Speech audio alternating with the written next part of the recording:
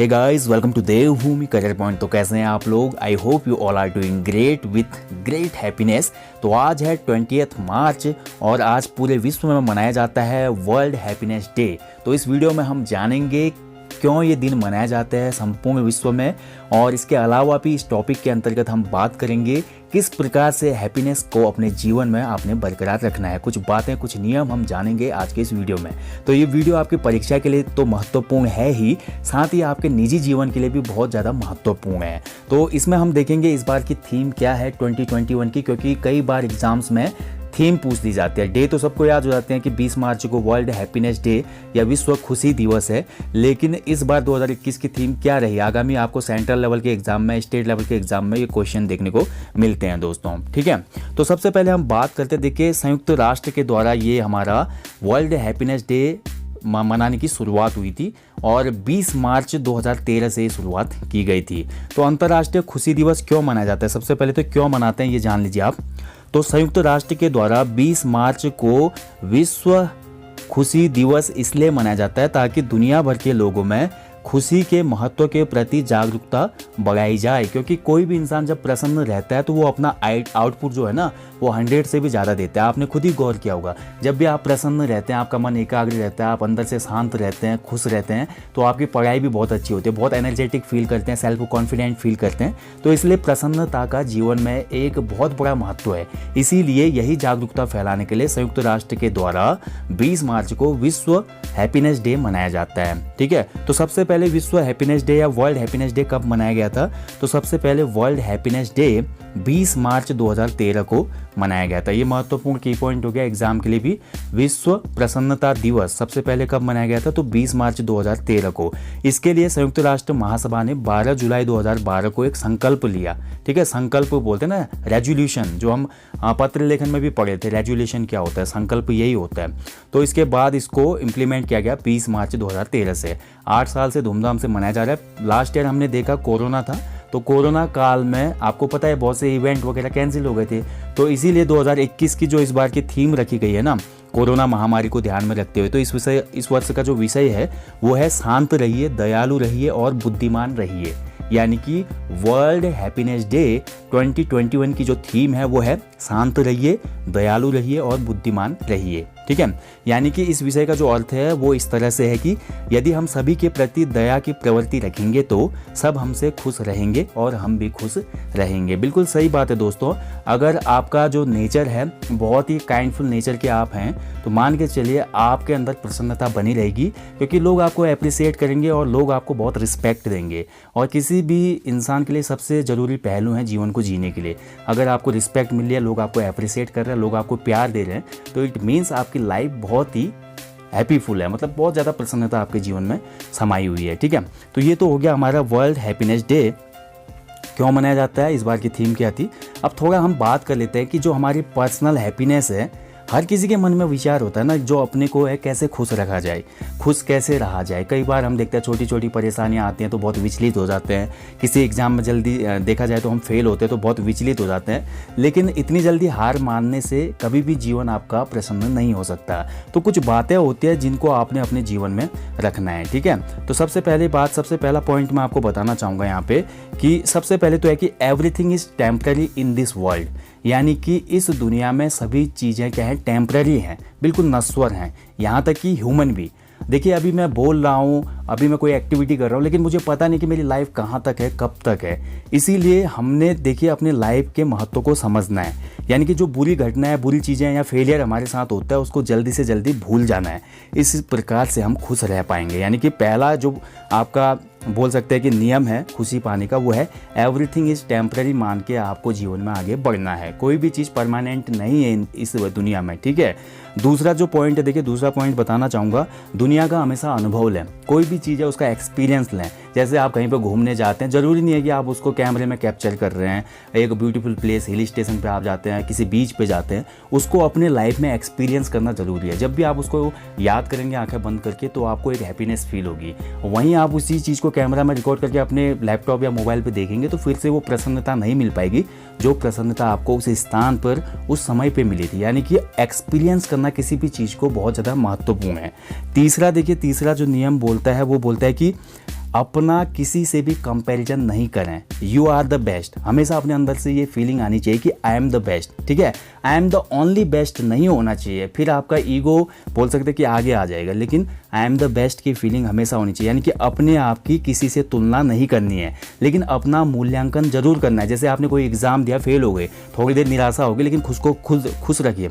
आपको ये मानना है कि एग्जाम में कोई कमी रह गई, मैंने अपना मूल्यांकन नहीं किया इसीलिए मैं फेल हो गया, लेकिन मैं किसी से कम तो नहीं हूँ ना, मैंने भी एग्ज़ाम दिया, मैं 1-2 नंबर से रह गया। तो अपना मूल्यांकन करेंगे। आप जिस क्षेत्र में आप फेल हुए हैं उस क्षेत्र में अपना मूल्यांकन करते हुए, मेहनत करते हुए सक्सेस अचीव करेंगे, तो वहीं पर आपको आपकी जो हैप्पीनेस है वो मिल जाएगी। किसी की हैप्पीनेस सक्सेस से होती है, किसी की हैप्पीनेस पैसे से होती है, किसी को गाड़ी खरीदने में हैप्पीनेस मिलती है, किसी को घूमने में मिलती है। हर किसी के हैप्पीनेस का जरिया अलग अलग है। लेकिन अगर संपूर्ण तरीके से हम देखें दोस्तों, हैप्पीनेस का जो मेन फंड है वो है खुद को सरल बनाना, इन सभी चीज़ों को समझना जो मैं आपको बता रहा हूँ। यानी कि अपना कंपैरिजन किसी से नहीं करना है। बगल वाले का लड़का टॉप कर गया, आप सेकंड डिवीजन पास हो रहे, तो यहाँ पे कंपैरिजन नहीं करना है लाइफ में कभी, ठीक है, क्योंकि हर किसी का जो एक बोल सकते हैं ना जो पोटेंशियल होता है वो अलग अलग होता है। कोई किसी फील्ड में बेहतर करता है तो कोई किसी फील्ड में। और चौथा देखिए पॉइंट बताना चाहूँगा, एडजस्ट करना सीखें। हैप्पीनेस तभी मिल सकती है जब आप एडजस्ट करना सीखें। एकदम से आपका शॉर्ट टेम्पर्ड हो जाना, जल्दी से गुस्सा हो जाना, ये सभी चीज़ें आपके हैप्पीनेस के दुश्मन हैं। तो अपने आप को एडजस्ट करना सीखें। कभी कभी परिस्थितियाँ हमारी विपरीत होती हैं, लेकिन उस समय भी खुद को हमने एडजस्ट करना है, अपने को काम रखना है। फॉर एग्जांपल मैं यहाँ पे दूंगा, जैसे आपने देखा टीम इंडिया के एक महान क्रिकेटर है MS धोनी। आपने देखा होगा कई बार इतनी खराब सिचुएशन भी आते हैं, मैच हाथ से निकल रहा होता था, लेकिन फिर भी वो बहुत कूल रहते थे, यानी कि एडजस्ट करते थे खुद को, और फाइनल नतीजा कुछ और होता था, ठीक है। हैप्पीनेस थोड़ी देर के लिए दूर भागती थी, लेकिन अंततः वापस मिल ही जाती थी। और लास्ट जो बोलूँगा फंडा, मैं हमेशा बोलूँगा एक्सरसाइज लाइफ में ज़रूर होनी चाहिए। देखिए लाइफ में एक्सरसाइज जो नहीं करेगा वो स्वतः ही हैप्पीनेस से दूर हो जाएगा, क्योंकि ब्लड सर्कुलेशन, हमारी जो इंद्रियां हैं, हमारी जो शरीर की बनावट है, भौतिक संरचना है, उसके लिए एक्सरसाइज करना बहुत जरूरी है, व्यायाम करना आपके लिए आवश्यक है दोस्तों, ठीक है। तो ये कुछ बातें हैं जिनको आप फॉलो करेंगे तो लाइफ में हमेशा हैप्पीनेस मिलती रहेगी। बाकी मेरी ज़िंदगी और मैं अपना एक्सपीरियंस तो खुद ही आपसे शेयर करता हूँ हमेशा। 4 चीज़ों पर ही मैं हमेशा टिका रहता हूँ। सबसे पहले मैं बोलता हूँ ठहरें, उसके बाद मैं हमेशा बोलता हूँ सुनें, ठीक है, उसके बाद बोलता हूँ समझे, और फिर उसके बाद प्रतिक्रिया करें। लाइफ के 4 मूल मंत्र इसको हम बोल सकते हैं। मैं तो इस पे चल के बहुत हैप्पी रहता हूँ हमेशा। ऐसा कोई भी दिन नहीं होता जिस दिन मेरे को कोई प्रॉब्लम आती है।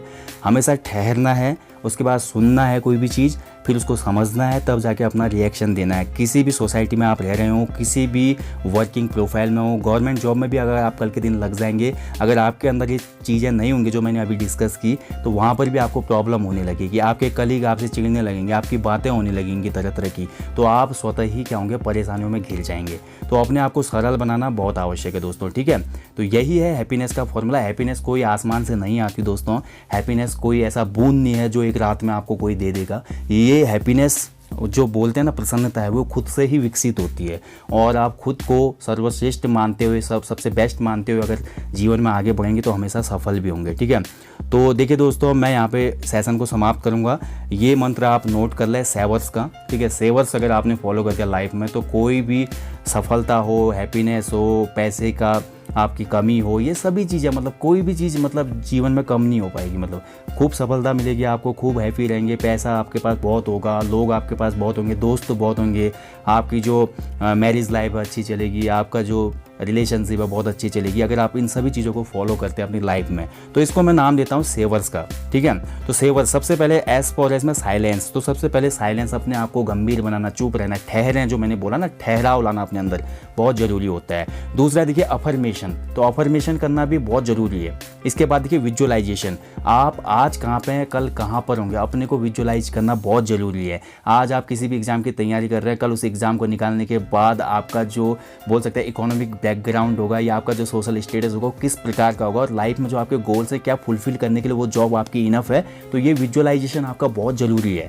इसके बाद देखिए एक्सरसाइज, यहाँ पे भी आगे देखिए ई फॉर एक्सरसाइज। तो exercise is mandatory for a successful life, हमेशा बोला जाता है। तो एक्सरसाइज बहुत ज़रूरी है दोस्तों। आप सुबह कीजिए, शाम को कीजिए, आप जिम जाइए, रनिंग कीजिए, आप घर पे स्किपिंग कीजिए, कुछ ना कुछ कीजिए, लगभग 1-2 घंटे योगा कीजिए। एक्सरसाइज बहुत ज़रूरी है दोस्तों। इसके बाद क्या, रीडिंग। तो पढ़ना जिसकी हैबिट होगी ना, केवल अभी कॉम्पिटिटिव एग्जाम की आप तैयारी करिए, केवल ये पढ़ना ही आवश्यक नहीं है। इसके बाद कल के दिन आप सक्सेस हो जाएंगे, आपको गवर्नमेंट जॉब मिल जाएगी। उसके बावजूद भी बड़ी बड़ी जो राइटर्स हैं उनकी पुस्तकें पढ़ना, नोवेल पढ़ना, अपने भारत के इतिहास को करीब से जानना, भारत के जो नोवेल हैं, संस्कृति है, कला है, उसके संबंधित जितनी भी पुस्तकें, यानी कि रीडिंग हैबिट जितनी आपकी ज़्यादा होगी ना, उतना ही आपका नॉलेज बढ़ता जाएगा और आप जीवन में आगे बढ़ते रहेंगे हमेशा। और लास्ट है देखिए स्क्रिपिंग। स्क्रिपिंग का मतलब है जो भी आपके विचार आते हैं, जो भी आपके अंदर के जो थॉट्स हैं, उनको आप किसी न किसी डायरी या पन्ने में लिखना शुरू कीजिए। यानी कि लिखने की आदत भी होनी चाहिए अपने अंदर, ठीक है। जो भी चीज़ आप एक्सपीरियंस करते हैं, जो भी फेलियर से सीखते हैं, जो सक्सेस से सीखते हैं, जो अपने आस पड़ोस से सीखते हैं, या आपके जीवन में कोई एक ऐसा एक्सपीरियंस हुआ हो, कोई इंसिडेंट हुआ हो, इन सभी बातों को लिखना आपका बहुत ज़रूरी है। तो ये है लाइफ का मूल मंत्र, हैप्पीनेस का और सक्सेस का मूल मंत्र दोस्तों, सेवर्स। इसको अगर आप फॉलो करेंगे तो निश्चित मानिए और आप मेरा बिलीव कीजिए, आपसे प्रसन्न और सक्सेसफुल पर्सन इस दुनिया में शायद ही कोई होगा। तो दोस्तों मिलेंगे आपको जल्दी नेक्स्ट टॉपिक में। आपको ये वीडियो कैसा लगा कमेंट बॉक्स में कमेंट कीजिएगा। जान लिया आपने इस वीडियो में कि क्यों हैप्पीनेस डे मनाया जाता है, ठीक है, और क्या इस बार की थीम थी। तो दोस्तों इन बातों को अपने जीवन में ज़रूर फॉलो करें। मैं और फिर से बोल रहा हूँ, देखिए आज आप खूब पढ़ाई करके जॉब तो निकाल लेंगे, लेकिन अगर इन बातों का समायोजन आपके जीवन में नहीं होगा तो जहाँ पर भी आप जॉब करेंगे या जिस भी समाज में आप रहेंगे ना, तदोपरांत जॉब निकलने के बाद उसके बाद भी आपको बहुत स्ट्रगल करना पड़ेगा। अगर ये आदतें नहीं होंगी बिल्ड, अगर ये आदतें अभी से विकसित कर लिया आपने अपने अंदर, तो वहाँ पर भी आप देखिए दिन दूनी रात चौगुनी आप तरक्की करेंगे। ये बहुत बड़ा एक अनुभव है दोस्तों, ये एक बहुत बड़ा सीक्रेट है जो कोई नहीं जानता। और इन बातों को जो भी फॉलो करता है वो जीवन में हमेशा आगे ही बढ़ता जाता है और उसको प्रेम करने वाले, उसको अप्रिसिएट करने वाले और रिस्पेक्ट करने वाले लोगों की एक भीड़ हमेशा आपके आसपास इर्द गिर्द पीछे चलते रहेगी। इन्हीं बातों के साथ विराम देता हूँ इस टॉपिक को दोस्तों। मिलेंगे जल्दी, अपना ध्यान रखिएगा। जय हिंद, जय उत्तराखंड।